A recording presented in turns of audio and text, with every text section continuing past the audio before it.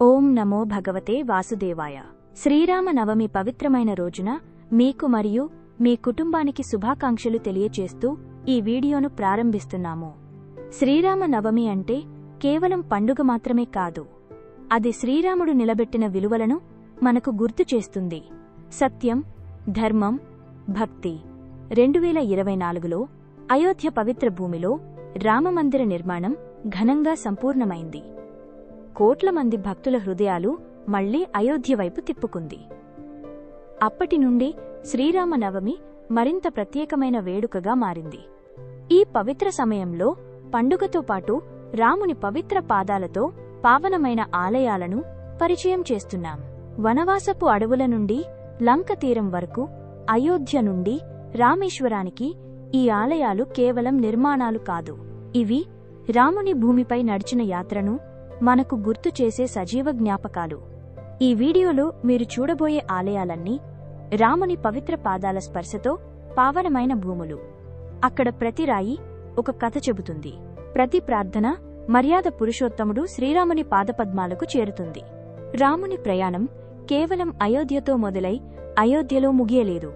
భారతదేశం అంతటా విదేశాల వరకు వెళ్ళింది. కొన్ని ప్రాంతాల్లో నదులు సీతమ్మ కోసం విడిపోయాయి.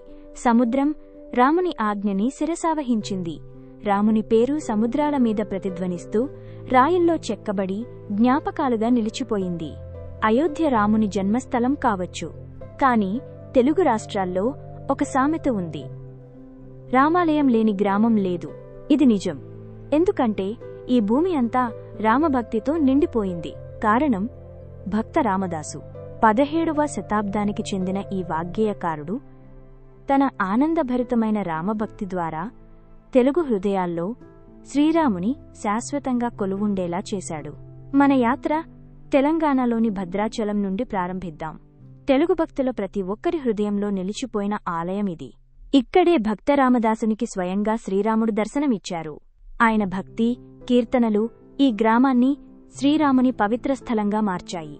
ఈ రోజుకి ఆయన కీర్తనలు ప్రతి ఆలయాల్లో, ఇంట్లో, మన హృదయాల్లో గానంగా మారి ప్రతిధ్వనిస్తూనే ఉంటాయి. ఆ భగవంతుని కృప పొందటానికి సంపదలు, ఆచారాలు అవసరం లేదు, కేవలం భక్తి, శరణాగతి మాత్రమే చాలు అని మనకు గుర్తు చేస్తూ ఉంటాయి. వనవాసంలో దండకారణ్యంలో శ్రీరాముని అనుగ్రహంతో భద్రుడనే రాయి మనిషిలా మారాడు. అతను మేరు పర్వత పుత్రుడు. రాముని తారక మంత్రం జపిస్తూ దీర్ఘకాలం ధ్యానంలో మునిగిపోయాడు. అతని భక్తికి మెచ్చి రాముడు సీతమ్మను కనుగొన్న తర్వాత తిరిగి వస్తానని చెప్పి వెళ్లిపోయాడు. కాని తన మాటను మర్చిపోతాడు. అయినా భద్రుడు రామతారక మంత్రాన్ని నిరంతరం జపిస్తూనే ఉంటాడు. విష్ణువు భద్రుడి భక్తికి పరవశించి రామావతారం సమయంలో ఇచ్చిన మాటను నెరవేర్చేందుకు రామునిగా ప్రత్యక్షమయ్యాడు. అయితే తొందరలో రామునిలా మానవ రూపంలో 2 చేతులతో కాకుండా విష్ణువుగా 4 చేతులతో దర్శనమిచ్చి భద్రుడికి మోక్షం ప్రసాదించాడు. అందుకే ఇక్కడ మూల విరాట్ వైకుంఠ రాముడుగా 4 చేతులతో ఉంటారు. కాని భద్రాచలాన్ని అసలు ప్రత్యేకం చేసే అంశం ప్రతి ఏడాది శ్రీరామనవమి సందర్భంగా జరిగే శ్రీరామ సీతా కళ్యాణ మహోత్సవం. ప్రతి ఏడాది తెలంగాణ ముఖ్యమంత్రి శ్రీరామ సీతాదేవులకు పట్టు వస్త్రాలు, ముత్యాల హారాలు సమర్పించటం ఒక సాంప్రదాయంగా మారింది. ఇది నిజాం కాలం నుండి వస్తున్న ఆనవాయితీ. భద్రాచలం రోడ్డు, రైలు మార్గాల ద్వారా బాగా అనుసంధానమై ఉంది. దగ్గరలోని విమానాశ్రయాలు ఆంధ్రప్రదేశ్లో ఉన్న రాజమండ్రి, విజయవాడ. ఇవి దాదాపు 180 కిలోమీటర్ల దూరంలో ఉన్నాయి. హైదరాబాద్ నుండి దూరం సుమారు 300 కిలోమీటర్లు. తదుపరి మన యాత్ర ఆంధ్రప్రదేశ్ రాయలసీమ ప్రాంతంలోని ఒంటిమిట్ట శ్రీ కోదండ రామస్వామి ఆలయం. ఈ ఆలయం వెనుక ఉన్న కథ ఎంతో ఆసక్తికరమైనది. రాముడికి భక్తులుగా మారిన 2 దొంగలు, ఒంటోడు, మిట్టుడు, తమ పాపాలకు ప్రాయశ్చిత్తంగా రాములవారి గుడిని స్వయంగా నిర్మించారు. చివరికి తాము నిర్మించిన ఈ ఆలయానికి శాశ్వత రక్షకులుగా, శిలలుగా మారిపోయారు. ఈ ఆలయాన్ని రామాయణం కాలంతో సంబంధముందని పురాణాలు చెబుతున్నాయి. వనవాస కాలంలో శ్రీరాముడు, సీతాదేవి, లక్ష్మణులతో కలిసి ఈ ప్రాంతంలోని దండకారణ్యంలో కొంతకాలం గడిపారట. ఒకరోజు సీతమ్మకు దాహం వేయడంతో రాముడు భూమిలోకి బాణాన్ని సంధించి తీయని నీటి ప్రవాహం బయటకొచ్చేలా చేశాడు. ఆ ప్రవాహమే ఆలయ ప్రాంగణంలో రామతీర్థం మరియు లక్ష్మణ తీర్థంగా మనకు కనిపిస్తాయి. ఇంకో విశేషం, చాలా ఆలయాల్లో రాముని ప్రధాన గర్భగుడిలో హనుమంతుడు ఉండటం సాధారణం. కాని ఒంటిమిట్ట ఆలయంలో హనుమంతుడు గర్భగుడిలో ఉండరు. ఇది చాలా అరుదైన విషయం. ప్రతి సంవత్సరం శ్రీరామనవమి సందర్భంగా ఆంధ్రప్రదేశ్ ప్రభుత్వం స్వయంగా కళ్యాణోత్సవాన్ని ఘనంగా నిర్వహిస్తుంది. శ్రీరామ సీతాదేవుల వివాహాన్ని గుర్తు చేస్తూ విశేషంగా జరుపుకుంటారు. ఒంటిమిట్ట పట్టణం కడప నగరానికి కేవలం 25 కిలోమీటర్ల దూరంలో ఉంది. దగ్గరలోని విమానాశ్రయం కడపలోనే ఉంది. ప్రకృతి స్వయంగా శ్రీరాముని పూజిస్తున్నట్టు అనిపించే కోదండరామాలయం కర్ణాటక రాష్ట్రంలోని మైసూర్ జిల్లాలో చుంచనకట్టే అనే గ్రామంలో ఉంది. ఇక్కడి స్థానిక జనబాహుళ్యంలో విన్న పురాణం ప్రకారం వనవాస సమయంలో శ్రీరాముడు, సీతాదేవి ఇక్కడ విశ్రాంతి తీసుకున్నారని చెబుతారు. సీతామాత స్నానం చేయడానికి శ్రీరాముని ఆజ్ఞతో లక్ష్మణుడు ఒక బాణాన్ని సంధించగా కావేరి నది 3 ధారలుగా విభజించబడి ప్రవహించిందట. ఇంకా ఒక అద్భుతమైన ఆశ్చర్యకరమైన విషయం ఏమిటంటే, ఆలయం పక్కన ఉన్న జలపాతం భారీ శబ్దంతో ప్రవహిస్తుంది. కాని ఆలయ గర్భగుడిలో మాత్రం పూర్తిగా నిశ్శబ్దంగా ఉంటుందని చెబుతారు. ఇంకా ఇక్కడ మరో విశేషమేంటంటే, ఇతర ఆలయాల్లో సాధారణంగా సీతమ్మ, రాముడికి ఎడమవైపున ఉంటారు. కాని ఇక్కడ మాత్రం రాముడికి కుడివైపున నిలిచి ఉంటారు. ఇది ఒక మహర్షికి రాముడిచ్చిన వరం కారణంగా జరిగిందని స్థానిక విశ్వాసం. చుంచనకట్టే గ్రామం మైసూరు నుండి సుమారు 50 కిలోమీటర్ల దూరంలో ఉంది మరియు కృష్ణరాజసాగర్ డ్యాంకు సమీపంలో ఉంటుంది. మన తదుపరి శ్రీరామ క్షేత్రం కేరళలో త్రిప్రయార్లో ఉంది. త్రిప్రయార్ శ్రీరామ ఆలయంలో మనం ఒక ప్రత్యేకమైన రూపంలో శ్రీరామునిని దర్శించవచ్చు. ధనుర్బాణాలతో మాత్రమే కాక 4 చేతులు, శంకు చక్రాలతో విష్ణుమూర్తిగా దర్శనమిస్తారు. పూర్వకాలం లక్షద్వీప సముద్ర తీరంలో వేటకు వెళ్లిన మత్స్యకారులు 4 చేతులతో ఉన్న శ్రీరాముడి విగ్రహాన్ని కనుగొన్నారు. ఆ విగ్రహాన్ని తీరంకి తీసుకువచ్చి ప్రతిష్ఠించి త్రిప్రయార్ శ్రీరామాలయాన్ని నిర్మించారు. స్థానిక నమ్మకం ప్రకారం ఈ విగ్రహాన్ని ద్వాపరయుగంలో ద్వారకలో శ్రీకృష్ణుడు పూజించారు. ద్వాపరయుగం చివరలో ద్వారక సముద్రంలో మునిగిపోయినప్పుడు ఆ విగ్రహం వేల కిలోమీటర్ల దూరం ప్రయాణించి దైవ సంకల్పంతో కేరళ తీరం చేరిందని విశ్వాసం. ఇది ప్రసిద్ధ నాలంబలం యాత్రలో భాగం. ఈ యాత్రలో భక్తులు ఒకే రోజులో శ్రీరామునిని, ఆయన తమ్ములైన లక్ష్మణ, భరత, శత్రుఘ్నుల ఆలయాలను సందర్శిస్తారు. ఈ ఆలయాలు కేవలం కొన్ని కిలోమీటర్ల దూరంలోనే ఉంటాయి.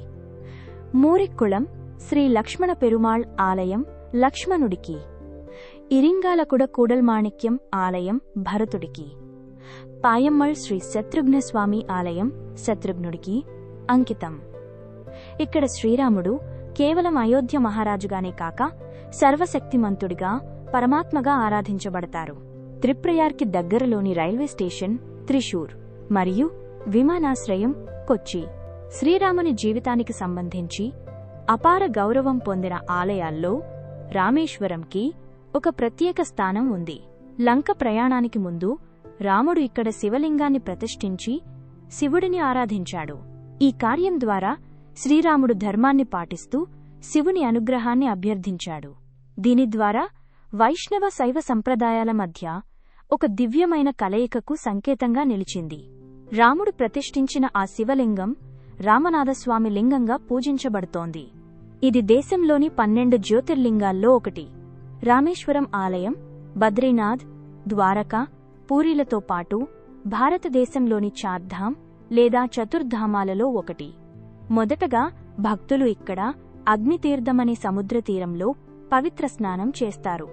ఇంకా ఆలయం ప్రాంగణంలో 22 తీర్థకుండాలు ఉంటాయి. ప్రతి ఒక్కటి ప్రత్యేక కథలతో మరియు ఆధ్యాత్మిక శుద్ధికి ప్రాధాన్యతతో కూడి ఉంటుంది. రామనాథస్వామి దేవాలయానికి 8 కిలోమీటర్ల దూరంలో రామసేతువైపు ఉన్న ధనుష్కోటిలో కోదండ రామాలయం ఉంది. పురాణాల ప్రకారం విభీషణుడు రావణునితో సంధికి ప్రయత్నించే ముందు ఇక్కడే శ్రీరామునిని, వానరసేనను సేదతీరమని చెప్పాడంట. ఇక్కడ వానరసేన నిర్మించిన శ్రీరామసేతు రాముని ధర్మపయనానికి ఆధారంగా నిలిచింది. భక్తి ద్వారా కార్యసిద్ధి సాధ్యమవుతుందన్న నమ్మకానికి ఒక ప్రతీక. రామేశ్వరం ఆలయం పొడవైన మండపాలు, అద్భుతమైన శిల్పకళా శైలి, పవిత్ర తీర్థాలతో ప్రతి సంవత్సరం లక్షలాది మంది భక్తులను ఆకర్షిస్తోంది. ఇది కేవలం ఆలయం కాదు, ఇది రామాయణానికి నిలువెత్తు నిదర్శనం. ఇక్కడి మట్టిలో రాముని అడుగుల ఆనవాళ్లు, అలల గుండెలో ఇంకా శ్రీరామనామము ప్రతిధ్వనిస్తూ ఉంటుంది. హిందువైన ప్రతి ఒక్కరూ జీవితంలో సందర్శించవలసిన పవిత్రమైన ఆలయాలలో ఈ ఆలయం ఒకటి. రామేశ్వరం రోడ్డు మార్గం ద్వారా బాగా అనుసంధానమై ఉంది. దగ్గరలోని రైల్వే స్టేషన్ రామేశ్వరం, దగ్గరలోని విమానాశ్రయం మదురై దాదాపు 180 కిలోమీటర్ల దూరంలో ఉంది. ఇప్పుడు మన యాత్ర తమిళనాడు వైపు కొనసాగుతుంది. తంజావూర్ జిల్లాలోని వడువూర్లో ఉన్న శ్రీ కోదండరామస్వామి ఆలయం దక్షిణ అయోధ్యగా ప్రఖ్యాతి పొందింది. ముస్లిం సుల్తాన్ల దండయాత్ర సమయంలో ఈ ఆలయంలోని రాముని విగ్రహాన్ని స్థానికులు బావిలో దాచారట. ఆ తర్వాత సరభోజీ మహారాజు ఆ విగ్రహాన్ని తిరిగి వెలికితీశాడు.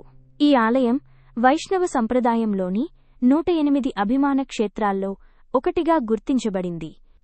ఇది తిరువావూర్ జిల్లాలో ఉన్న పంచారామ క్షేత్రాల్లో ఒకటిగా కూడా పేరుగాంచింది.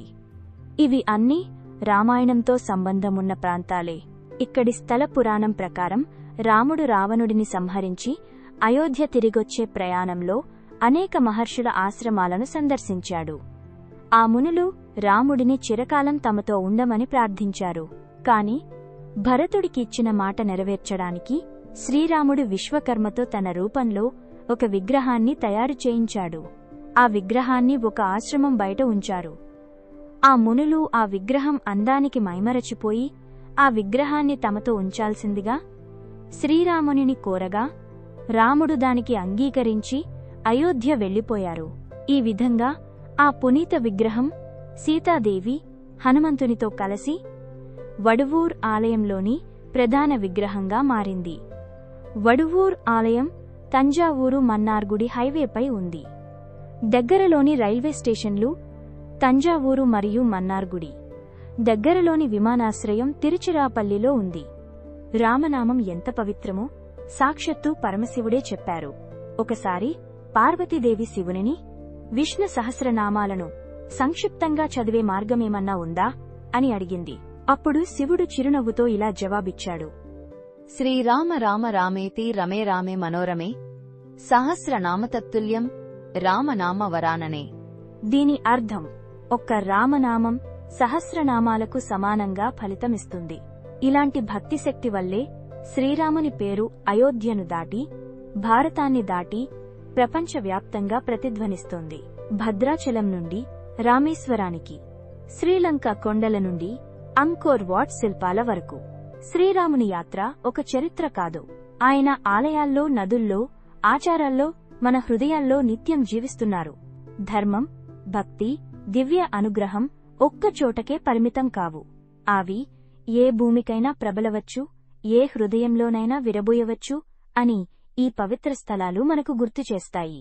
ఈ శ్రీరామనవమి రాముడిని కేవలం స్మరించుకోవడమే కాదు, ఆయన మార్గంలో నడవాలని కూడా సంకల్పిద్దాం. ధర్మం, వినయం, ధైర్యం, కరుణ ఇవే శ్రీరాముని మార్గం. ఈ యాత్ర మీకు నచ్చితే ఇతరులతో పంచుకోండి. ఈ జీవించి ఉన్న దేవతా ఆనవాళ్లను మరిన్ని మందికి పరిచయం చేయండి. జై శ్రీరామ్.